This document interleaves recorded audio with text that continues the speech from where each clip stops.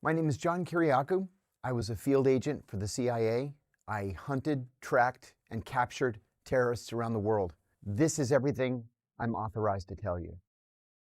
I'm not allowed to say how many officers or what percentage of CIA officers are dedicated to counterterrorism. After 9/11, the CIA became a paramilitary organization. We started borrowing special forces guys. They would be on loan to the CIA to just fly somewhere, kill somebody, and then fly back for the next Tuesday meeting.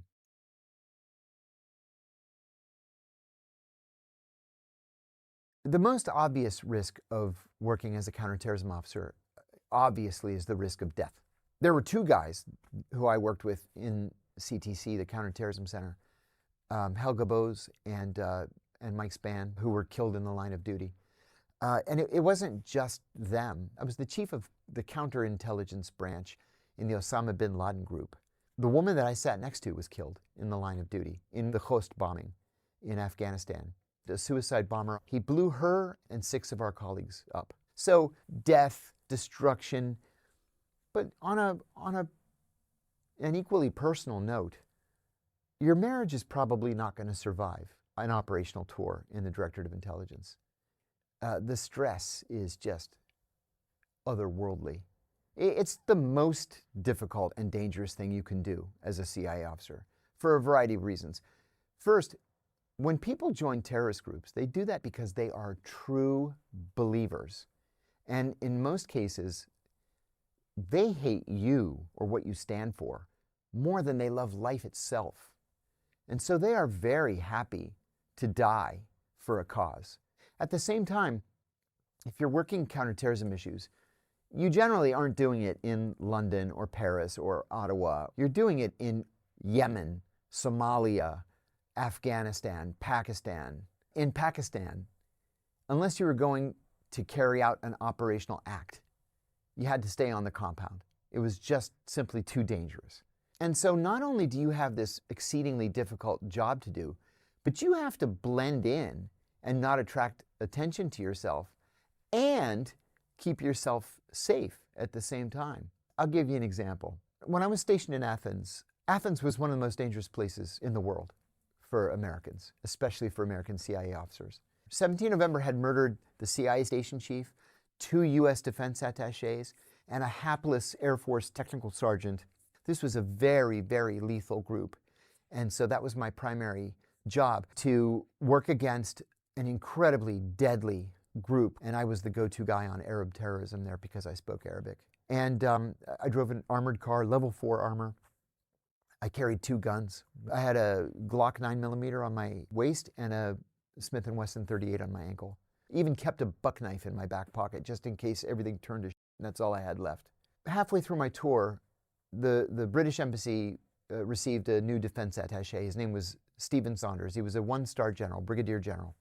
Everybody loved him. Everybody liked to be around him, the life of the party. He loved being on camera. So anytime you're at some event and there's a camera, Stephen would run up to the camera and give an interview, which is, great if you're not in a country that's categorized as critical threat for terrorism. I took delivery of this new BMW 540, fully armored.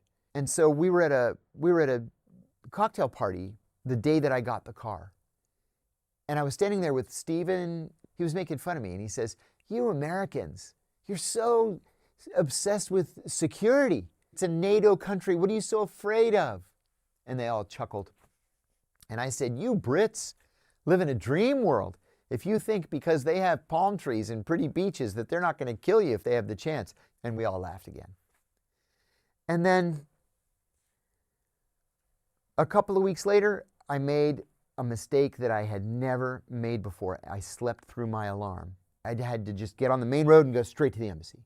And it was straight down this direct road called Kifisias Boulevard. So I get on Kifisias to go straight down the mountain and get to the embassy, turn on the radio, I'm listening to some music, and this announcer comes on and he says, "Avoid Kifisias Boulevard. There was a terrorist attack at Philothea." I had definitely never heard that, but when he said it, I see this white Rover in the far left lane. There's blood all over the interior of the windows. And I can see when I get close enough that the driver's side window's been shot out, and Stephen Saunders drives a white Rover.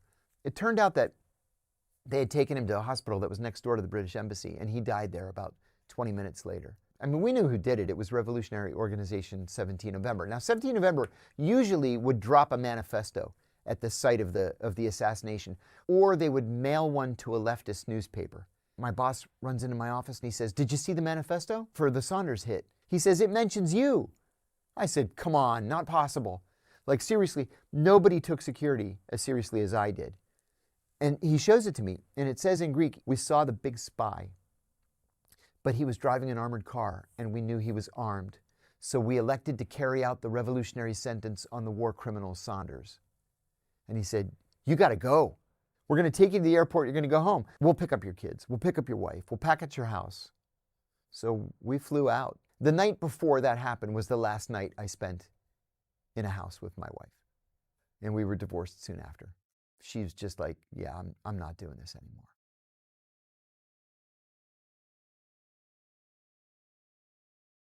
Assets are critically important to counterterrorism because, as an American CIA officer, I'm not going to be able to infiltrate a group directly. I was one of only a handful of CIA officers who spoke fluent Arabic. Even with my fluent Arabic, I spoke with an accent. So John's not going to be able to put on a thobe and a dishdasha and walk into a terrorist training camp and volunteer. That's just not real life. It doesn't happen. And so your job is to recruit someone who is either a member of a terrorist group or can become a member of a terrorist group so that you can use his information to disrupt future attacks. There are a million different types of people that you might want to consider recruiting. But if you recruit a bona fide terrorist, someone who is able to get into the group, you're going to meet with him once a month for hours probably, and he's going to give you 5, 6, 10 different intelligence reports. This is what they're talking about. This is what they're planning. They want to do an attack in Bali or whatever. That's the stuff that you want to get. When I was training as a case officer, one of my instructors said to me that he had gone through his entire 30-plus year career in operations, and he never, ever had a target say no to a recruitment. And I said, "You must be like some kind of a magical wizard of recruitment." And he laughed and he said, "No." When you eventually say, "Listen, I'm not really, the economic officer here. I'm really a CIA officer." When you drop that cover, you have to be certain that they're not going to run screaming from the room, calling for the police, reporting you to their ambassador. You're going to get arrested. You're going to get expelled. Your career's going to come to a halt. You have to be 100% sure.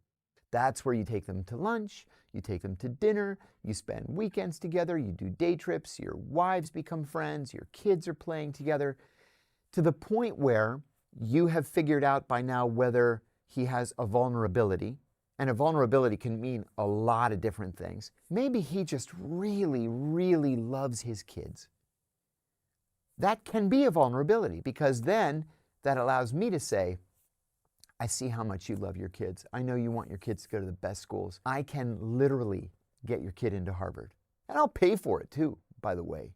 And he says, "Well, what do you want in exchange?" "Well, I want the plans to that new Russian tank. I'd really like to get a peek at it." Another vulnerability would be, maybe the guy's wife has cancer, but you can get her into the Mayo Clinic where she can get the best cancer treatment on the planet. Maybe the guy's a drinker or a gambler, even better, and he's always short of money because he's maybe embezzling a little bit from the embassy. 95% of recruitments are made for the money. Sometimes it's ideology, sometimes it's this desire for excitement. They love James Bond, they want to be a part of it. And sometimes it's for revenge. They hate their boss, they hate their country, they hate their leader. You've got to develop that target to the point where he comes to believe that you are his best friend. To the point where in your heart, he's willing to commit espionage for you. The resources at the CIA are virtually unlimited. In exchange, though, the information has to be incredible, let's say, but you have access to the location of the leader of Al-Qaeda, and we're able to break down the door and grab the guy. there's a reward for you of between $10 and $25 million that we will pay in cash, in gold, in diamonds, in land, any way you want to receive it. But the budget is going to be there if the information's good. I made a recruitment one time. I heard from a source a group of members of a terrorist cell were meeting for coffee in the same coffee house. Every single day, 10 o'clock, they'd go for coffee, which is a terrible thing to do by way of tradecraft, right? Never establish a pattern. I started going there at 9:30 in the morning. So sure enough, 10 o'clock, they came in, 4 or 5 of them. And one of them turned and looked at me. I did that for a week. I started the second week. Every day, 9:30, I'm sitting there with my Arabic newspaper. And this time one of them nodded at me. So I nodded back to him. And then one day, he came in by himself. And he sits down, and we start talking. And I ask him, how's his family?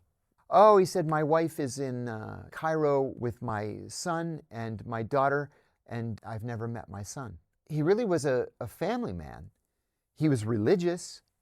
He made some bad decisions and ended up in Afghanistan. And he just wanted to go home. And I said to him, if that's all you want, you just want to go home? I said, well, I can take care of that. To make a long story short, I recruited him. I got him his passport. I gave him some money to get himself established again and put him on a plane.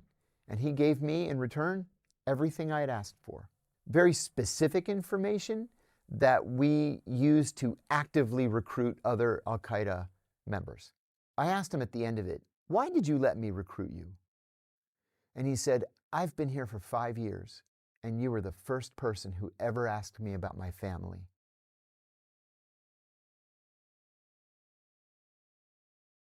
There are no tactics taught to help you ingratiate yourself with potential targets. You either have it in your gut or you don't. So a normal asset meeting, you go through the Mad Minute, where you followed here, where you followed home last time. Do you have any problems, any concerns during the course of the month? And let's meet 1 month from tonight, at 8 o'clock at such and such a hotel. Then you sit down, you have a coffee. How was your month? How are things going? What have you heard? What do you think about this guy? What do you know about him? Do we need to be worried about him? Is he going to be in charge of the weapons cache? That kind of thing. It's not unusual for a meeting to last 2 or 3 hours. I was in a meeting once that lasted 8 hours. It could be at a safe house. It can be walking down the beach. Anywhere where you're going to be safe, and that will be private. There was one source I recruited. It was too dangerous to meet him in the country that I recruited him in, so we would fly to Europe, and we would meet in Europe once a month, and we would meet like 8 hours a day for 3 days. And then I would take a train to a different country, so it didn't look like we were both flying back from the same city at the same time, and it didn't arouse any suspicion. Yeah, some meetings by necessity are conducted in cars. And so sometimes you're going to have to do what's called a CPU, a car pickup.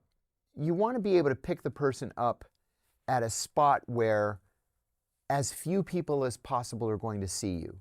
Maybe you're doing it in a semi-residential area where he's standing on a corner. You come down an alley instead of a main street. He jumps in the car and you take off. Let's say the meeting is at 2 o'clock. You want to be there between 1:58 and 2:02. And if you're there at 1:58 and he's not there, you do one more run.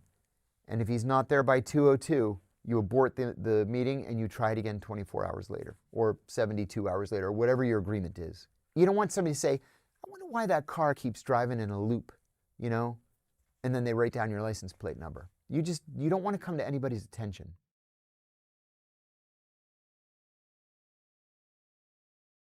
Double agents are indeed real. Double agents are a very, very big problem on both sides of the double.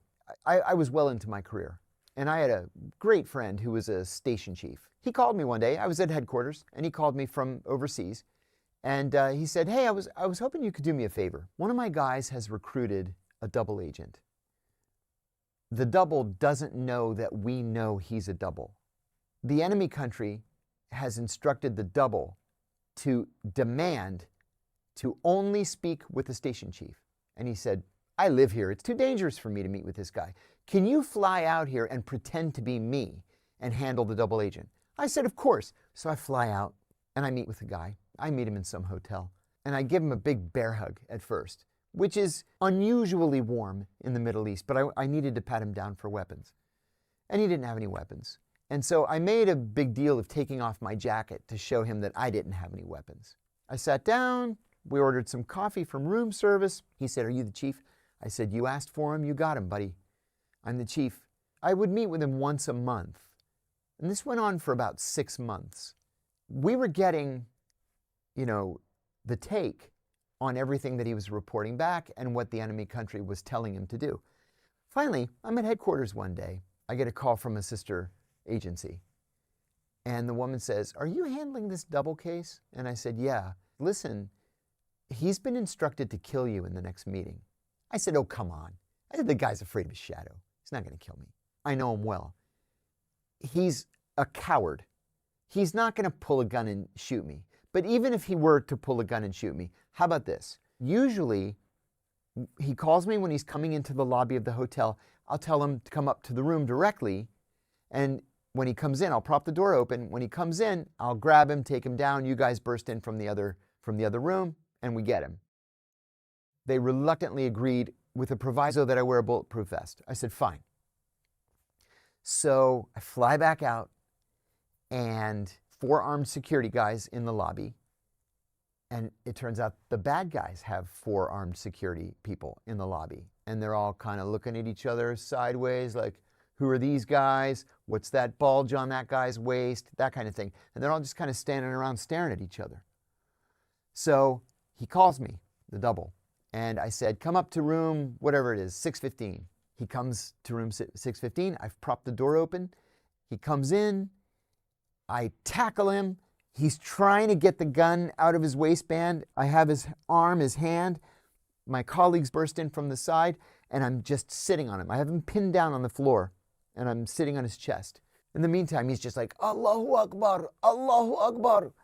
And so my liaison partners gave him a shot of Demerol and knocked him out.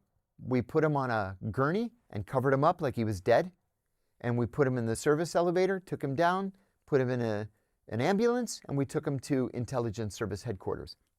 He woke up 2 hours later, tied to a chair. I said, we can do it the easy way, we can do it the hard way. It's totally up to you. We know who you are. He was the leader of that country's Hezbollah wing. I said, we want all the weapons, all of them. We know that you're the keeper of the weapons. He's like, F you. So I said to liaison, we should just break into his house. I mean, there's a good chance all these weapons are just in his house. And they said, we can't. He's got a live-in maid, and she doesn't know anything, and she never ever leaves the house.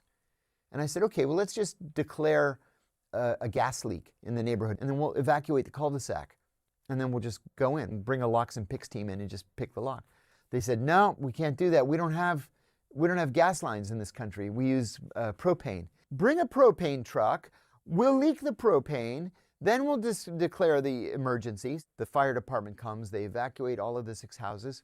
We break into his house and we find a safe, like a double-sized gun safe. It was enormous, the biggest gun safe I've ever seen.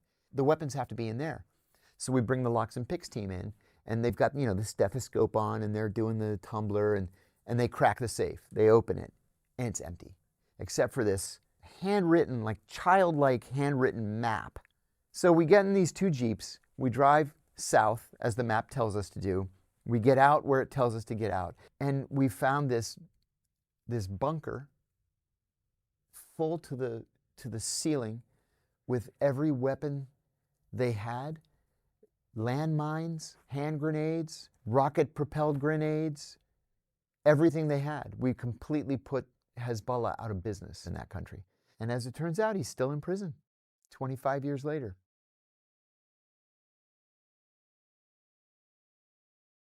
An SDR is a surveillance detection route. This is something that literally every CIA officer must be trained in. This is what's going to keep you from being assassinated or arrested. And so you leave what's called your kickoff point. It could be home, the office, wherever you happen to be. You'll do one that's maybe 2 hours. If you're in a very hostile place, your SDR could be 8 hours. You're changing into pre-positioned cars, you're taking the subway, then you're walking, then you get in a different car, maybe you take an Uber for a little bit of it. An SDR comes in 4 different phases. The kickoff phase, you just go from your kickoff to point A.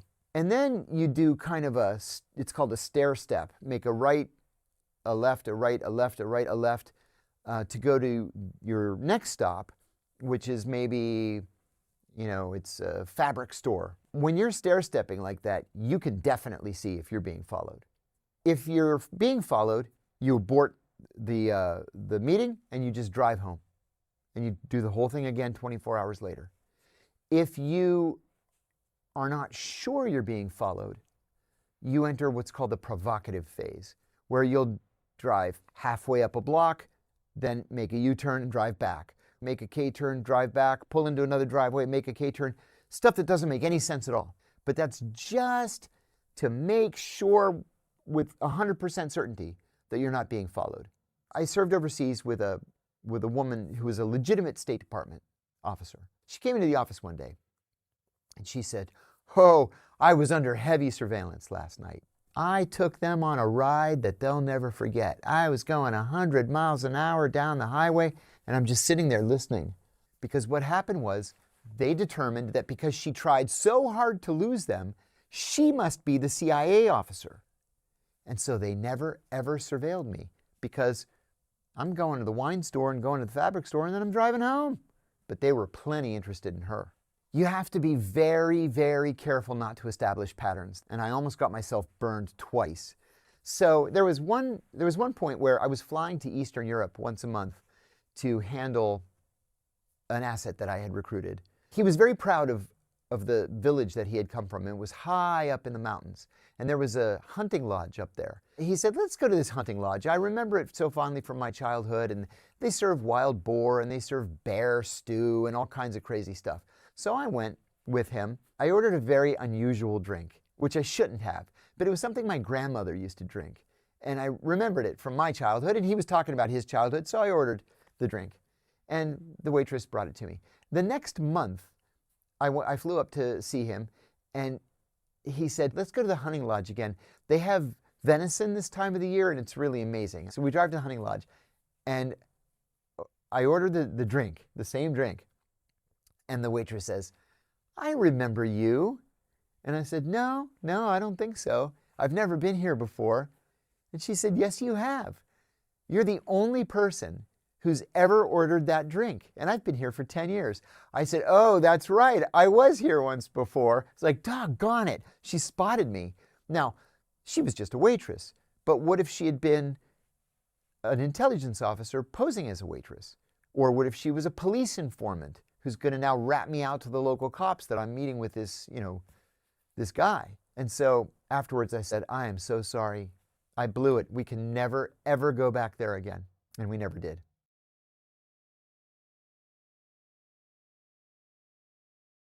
In January of 2002, I was named Chief of CIA Counterterrorism Operations in Pakistan. And there was a flood of Al-Qaeda fighters across the border into Pakistan.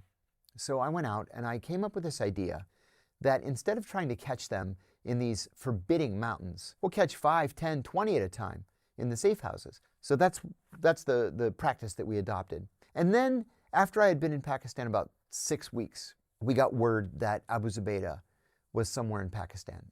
We thought at the time, wrongly, that Abu Zubaydah was the number 3 in Al-Qaeda. If you wanted to be smuggled into Afghanistan to make jihad, he would smuggle you in. And finally, I asked headquarters to send a friend of mine out. He was a targeting analyst, somebody who pours through millions of bits of data to try to isolate the location of one person. I said, "Buddy, we're on the trail of Abu Zubaydah." And I said, "But he's right ahead of us. We just can't catch him." Like sometimes we'd break down a door and there's a cigarette that's still lit. So I said, you got to pin this down for me. We just can't find him." Finally, he came to me and he said, "I can't get it down to any fewer than 14 sites." I said, 14 sites? We've never done more than 2 raids in a single night before. Like, this doesn't really help. So I cabled headquarters and I said, we're going to need a big team. I asked for 36 people. I asked for a pallet of weapons and ammunition and cash and night vision goggles and more battering rams and you name it. And then the next day, a colleague of mine and 2 Pakistani officers started going from site to site to look at all 14 sites. We wanted to make sure we weren't driving into an ambush. Do they know we're coming tonight? Most of these places were little hovels, little one-room shacks made of concrete block or corrugated tin. It was miserable. We come out of the back end of the University of Faisalabad, and there's this enormous yellow house, which corresponds with Site 12. And my Pakistani counterpart said, I can tell you right now, something bad is happening in there. He said, it's 100 degrees right now, and all their shutters are closed. They have to be broiling in there, but they want people to think there's nobody home. We caught dozens and dozens of people crammed into that house. We're going to the last site, and the analyst calls me, and he says, Abu Zubaydah just made a terrible mistake. He accessed his emails from a landline. I said, oh my God, and the landline is associated with an address. And he says, and it's Site 13. I still have chills thinking about it. And I said, we got him. So we drive to Site 13, but it's an empty field. I said, how can this be? We're sure that he's here, but there's no house here. It's just an empty field. And the Pakistani major laughs and he says, now this happens all the time. He calls a young technical officer, climbs the pole, goes through this head of wires, finds the wire, follows it down the pole, down the alley, and he says, it's that house right there.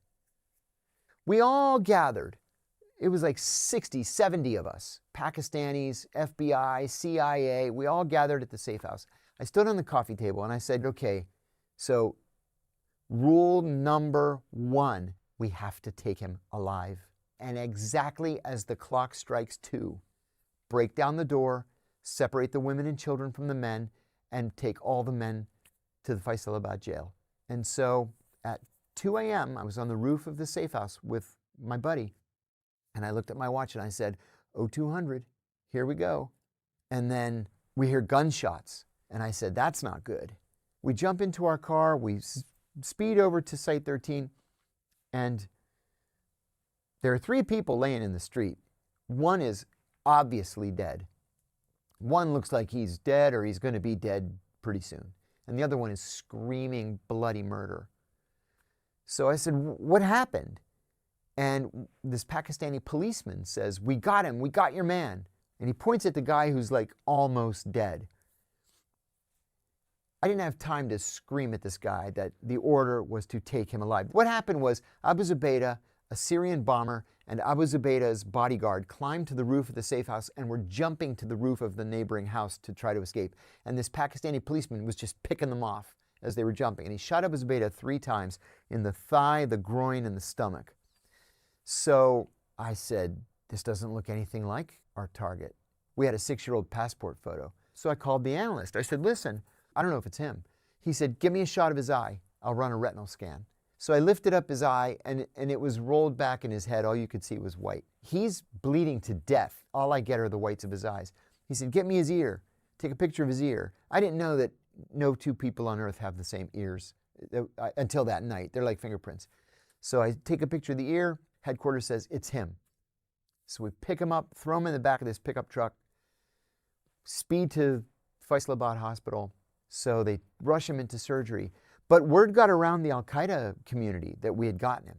And so they started driving by the hospital and just opening fire on the hospital. We kept diving down. I said to the Pakistani major that I was with, if they realize how lightly armed we are, we're dead. I said, can you get a helicopter in here? 20 minutes later, a helicopter lands in the parking lot. I walk into the operating room with like this, with my shirt up over my nose. I said, Doc, wrap it up. We have to go. We put him on the helicopter, like 4 of us got onto the helicopter, and we flew to a Pakistani military base about 50 miles away. And the doctor there said he had never seen a patient with wounds so severe who lived. But he lived. And sure enough, it took a little while, but Abu Zubaydah started to open up. And the information that he gave was actionable.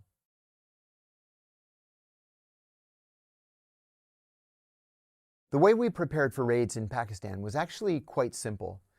I went online with my CIA credit card and I bought everything I needed. I bought battering rams and bulletproof vests, weapons and ammunition and walkie-talkies, you name it. We didn't have gear that I think most people would consider to be sophisticated. We all had 9mm, just 9mm, because they're so reliable. We all had bulletproof vests. A couple of the guys had helmets, not many. Lots and lots and lots of ammunition. And that was pretty much it. We got a tip with an address. We had 2 CIA officers, 2 FBI agents, and 2 Pakistani officials. And we went at 2 o'clock in the morning, counted 1, 2, 3, boom with the battering ram, bust the door down, throw in a flashbang grenade just to scare everybody and make them disoriented. And we grabbed these 2 kids, they're 18, 19 years old. They both burst into tears. And so we got a tip later in the week from a friendly Arab intelligence officer. So we did it again, and we caught some serious people the second time. A relatively senior member of Egyptian Islamic Jihad and some Al-Qaeda, like mid-level Al-Qaeda fighters.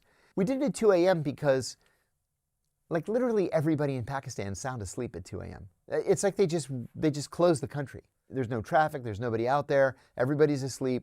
And so we figured that was our best chance of not getting caught.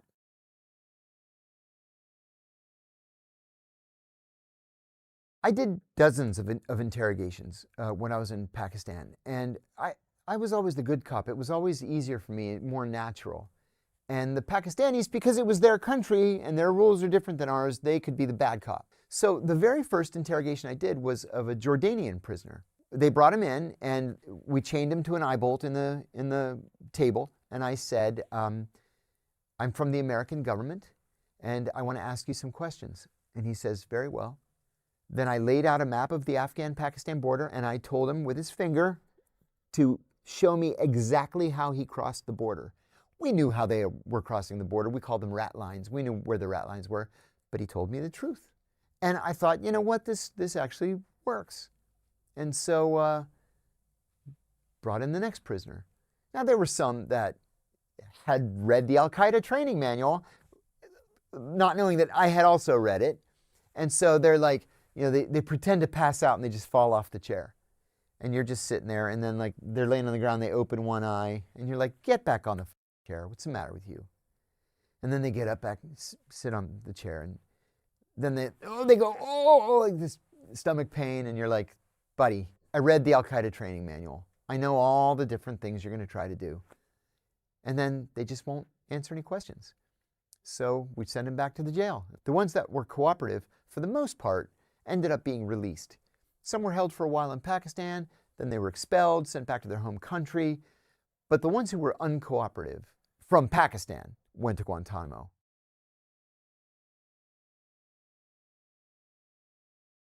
My conversations with Abu Zubaydah were generally not substantive. After 56 hours, the CIA sent in a private jet with a trauma surgeon from Johns Hopkins University Medical Center. He flew out to the base. They picked up Abu Zubaydah and they took him to the first of about a half a dozen secret sites. They took him all over the world just to make sure that the flight couldn't be traced. So he arrived at the secret site and was given 6 weeks to recover from his gunshot wounds. And so after 6 weeks, he was well enough to be interrogated. So an FBI agent by the name of Ali Soufan began interrogating him in that FBI way, where you treat people with respect and establish this rapport.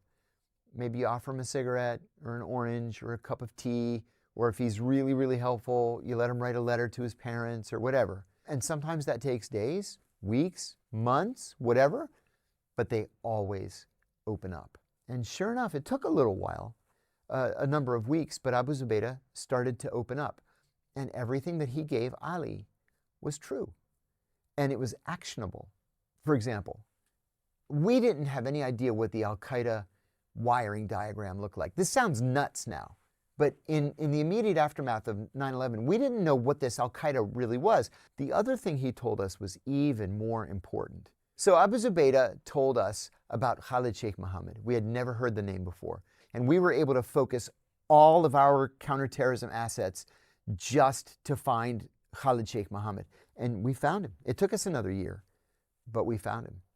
9/11 was still an open, fresh criminal investigation. And so, the FBI needed to be interrogating these prisoners. And the CIA resented that we were overseas and the FBI was in charge of the interrogation, because the traditional relationship is that the CIA is always in charge overseas.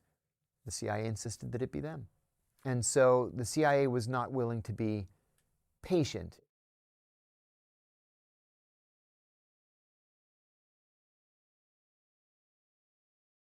They picked up Abu Zubaydah and they took him to the first of about a half a dozen secret sites where he underwent merciless torture. We have nothing to show for it. Torture is the worst possible interrogation technique. It does not work. Yes, eventually the prisoner is going to tell you what you want to know or what he thinks you want to hear. But there's so much garbage that's thrown in with that. It's going to take your analysts months to pour through the information to see what's real, what's not real. And by then, the bomb has already gone off or the operation has already taken place, and you've just cost more American lives. Torture is not appropriate under any circumstances. We caught a guy in Pakistan and we sent him off to be tortured. And I start getting these hair on fire cables from the secret site saying, here's an address in Quetta. It's the big Al-Qaeda safe house. You have to go raid it. And we bust down the door in the middle of the night, and it's just some old lady living in her house. Then we get another hair on fire cable saying, there's a weapons cache, and it's buried next to this building in Peshawar, and here's the address. And we go, and it's a shish kebab restaurant. And we've got, metal detectors and ground penetrating radar, and there's nothing buried there at all. The Senate Select Committee on Intelligence majority staff decided to do a complete and comprehensive study on the CIA's torture program, which of course the CIA called enhanced interrogation techniques. They ended up writing a 5,000-page report that is so damning and so highly classified that all that was released was a very heavily redacted copy of the 500-page executive summary of the report. And so the CIA essentially admits that it came up with a torture program, it paid handsomely for the torture program, it implemented the torture program. When I returned from Pakistan, I was asked by a CTC colleague if I wanted to be, his words, certified in the use of enhanced interrogation techniques. I had never heard that term before. So I said, that sounds like a torture program. He said, it's not a torture program.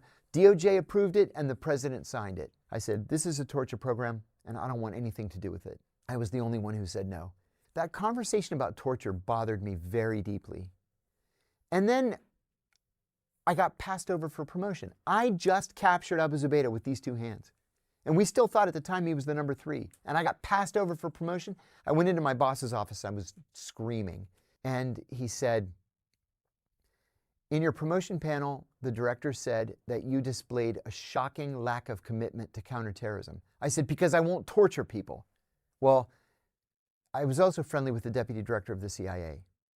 And he came up to me. He came up to me one day and he said, he goes like this, your name wasn't on the list. I said, you believe it? And he promoted me with the stroke of a pen, which was incredibly generous. And then I went on to my next assignment after that.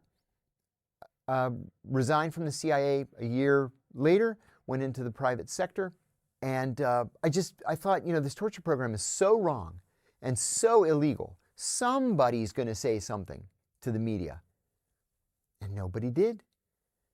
And then in December of 2007, ABC News called me. I had never spoken to a journalist before. He had a source who said that I had tortured Abu Zubaydah. I said, absolutely untrue. I was the only person who was kind to Abu Zubaydah. I'll give you your interview. And so we met up at ABC News studios in Washington. I said that the CIA was torturing its prisoners. I said that torture was the official policy of the U.S. government. It was not the result of a rogue.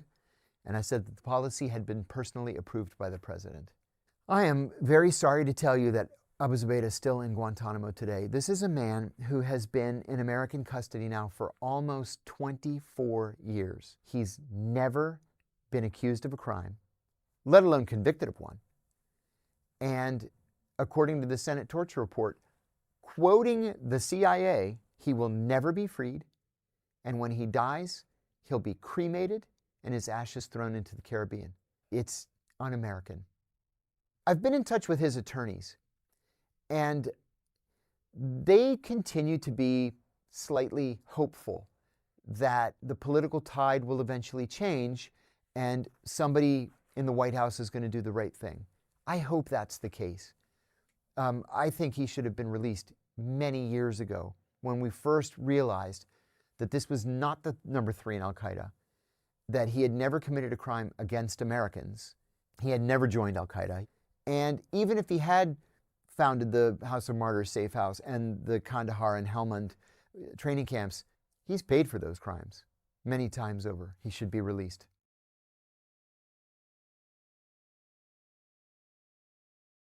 The CIA reported me to the FBI for revealing classified information. They investigated me for 3 more years. I had no idea my emails were being intercepted. Teams of FBI agents were conducting surveillance on me. And then I was arrested in January of 2012 and charged with 5 felonies, including 3 counts of espionage. So I was facing 45 years in prison. The government offered me 30 months, of which I would do 23. And then the whole thing would go away. My lawyers told me that this could be a blip in my life, or it could be the defining event in my life. Make it the blip. My wife and I stayed up all night long. And I said, by God, I haven't done anything wrong. I'm not going to take it. The lawyers were so mad, they came to my house 7 o'clock in the morning. And he said, you know what your problem is? Your problem is you think this is about justice, and it's not about justice. It's about mitigating damage. Take the deal. And I said, if I don't take the deal and I'm convicted, what am I realistically looking at? And he said, 12 to 18 years. Take the deal. And so I took the deal. The sad irony, I would even call it the sick irony of this whole story, is that I'm the only person who had any connection whatsoever with the CIA's torture program who went to prison. Not because I tortured anybody, but because I blew the whistle on it. The people who came up with the torture are free and rich, I might add. The people who approved the torture are free and rich. The people who carried out the torture are free. The people who covered up the torture are free. I was the only one who went to prison.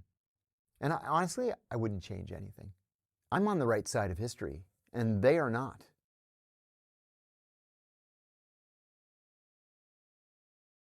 I started working for the CIA on January the 7th, 1990. And my first job there was in an office. It was to be an analyst. I got bored with analysis in 1997. And so I decided to make a very unusual switch to counterterrorism operations. A counterterrorism ops position opened where they were looking for an officer who spoke either Greek or Arabic.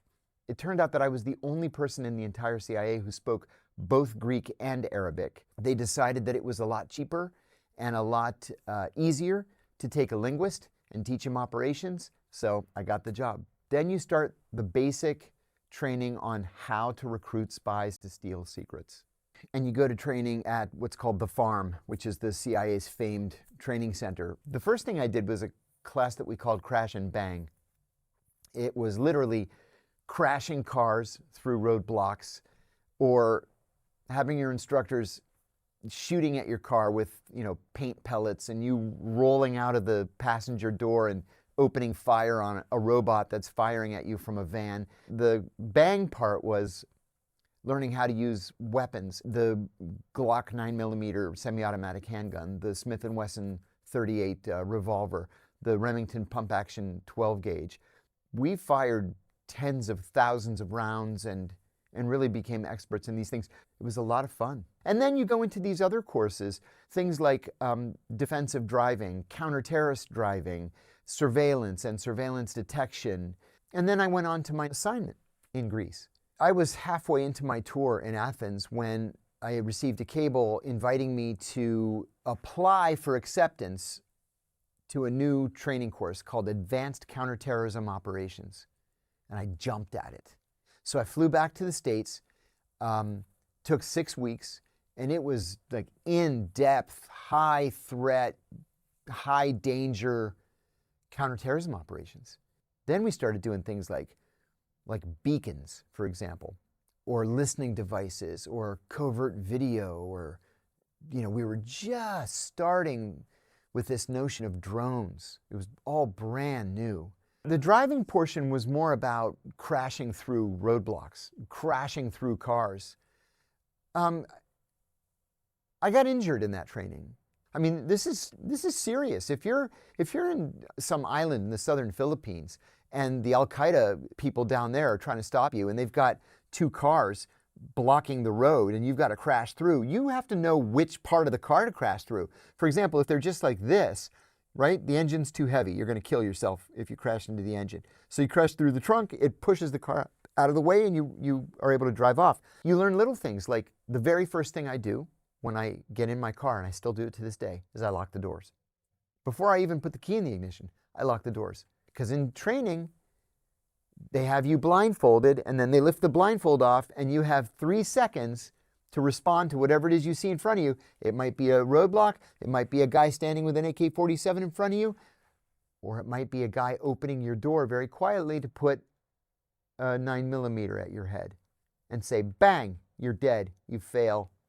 And then you have to do the whole thing over again. So you learn all these different techniques. They sent us out to Utah and then Nevada, and we just drove through the desert over sand dunes and, how not to get stuck. Then we were on a track, 60 miles an hour backwards and spinning around. We learned how to do pit maneuvers, but it's a lot of hands-on stuff. You're pretty banged up. Everybody had whiplash when we finished. And I had to have my right knee replaced. What we do for our country. So they prepared me for everything. In retrospect, nothing could possibly have better prepared me for 9/11 in Pakistan.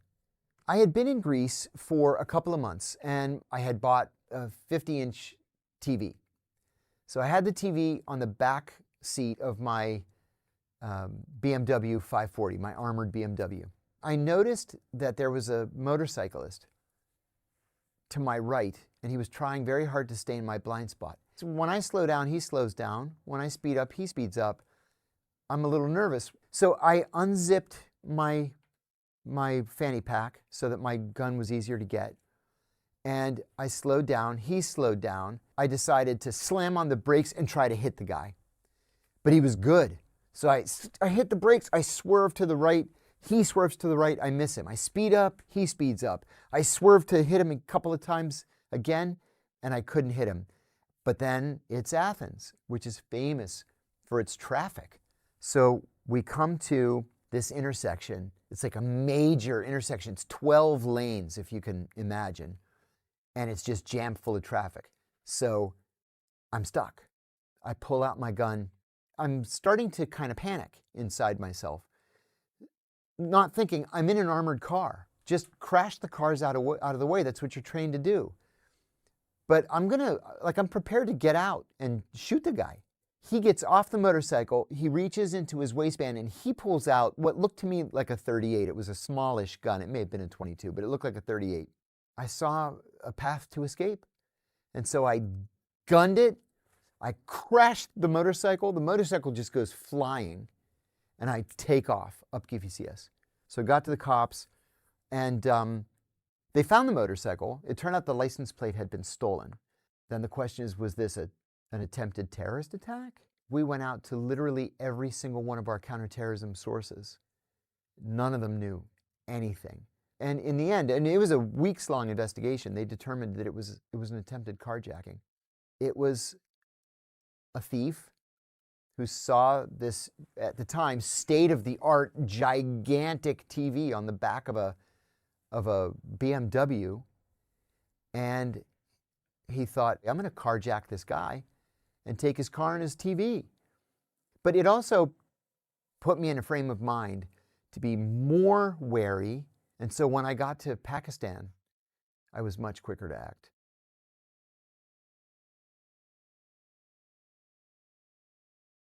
I really believe that the future of counterterrorism is a combination of human intelligence and drones. To infiltrate terrorist groups, though, the drone's not going to collect the information. You know, these bad guys, they exercise electronic discipline. They're not going to say, the plans for the next terrorist attack are going to be this, you know, on the phone. You need human beings inside these groups to figure out what exactly they're planning to do. But then when it comes time to confront them, I think we're very quickly getting to a point where you're not going to see CIA officers on the ground with M4s and bulletproof vests and helmets parachuting out of planes. It's going to be drones with Hellfire missiles attached to their undersides. I'm worried about AI vis-a-vis counterterrorism. First of all, it's tough enough as it is to cross borders with 6 different identities, right? How in the world are CIA officers going to cross borders or get through airports with facial recognition scans and AI, you know, following their every movement around the world? At the same time, AI makes the bad guys smarter. So CIA's got the money, and they have access to the right people and the right companies and the right experts to stay up on this. But this is going to be an uphill struggle. The international terrorism landscape changes constantly. There are some constants in that landscape, like ISIS or any of its variations. And then there are both Al-Qaeda and ISIS groups that have popped up individually in northern Pakistan, in India, in the Philippines, all over the place. So it's like playing whack-a-mole, where just as you destroy one, another one pops up that you have to bash in the head too. I think we should be choosing our battles carefully. We shouldn't be casting such a wide net. There's something recent that bothers me greatly, and that is the government's decision to expand the definition of a terrorist group, right? There's a pretty easy definition of terrorism. It is using violence to put forward a political goal. They're adding groups to the terrorism watch list that have never been on the terrorism watch list before. Groups that are loosely associated with what is called Antifa being added to the list is just silly to me. First of all, Antifa is not a group. It's an idea. It doesn't have a headquarters. They don't issue membership cards. They're just loosely affiliated people who are anti-fascist. I would posit that every soldier and sailor who participated in D-Day was anti-fascist. They would be Antifa. So that's just silly to me. To me, that's a mistake because it diverts attention and it diverts finances. We should be focused on the groups that mean us harm, real harm. We should be out there trying to hunt down the people who have taken an oath to kill Americans. So I'm worried that it's too easy now to describe people as terrorists. I disagree with President Trump's decision to declare the narco groups in Mexico and elsewhere in Latin America as terrorist groups. At first, I thought that he did that solely for legalistic reasons, because it would serve to free up budgets, and it would also authorize NSA to begin wiretaps or interceptions of the cartel's communications, which is awesome, great.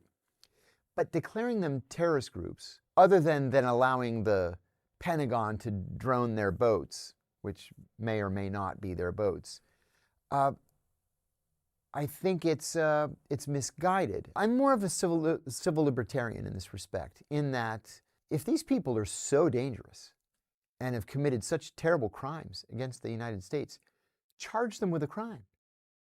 You can't just not like somebody's face so you fly around the world to kill them. We're a nation of laws, and we should abide by those laws.